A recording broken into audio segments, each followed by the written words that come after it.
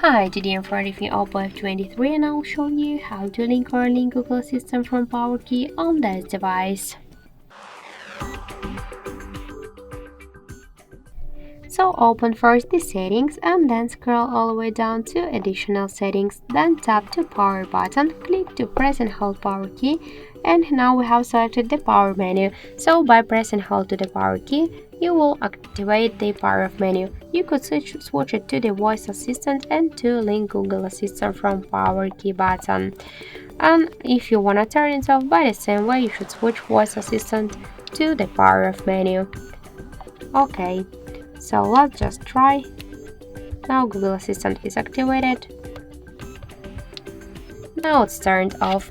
So that's it. Thank you for watching, and if you like this video, leave thumbs up and subscribe.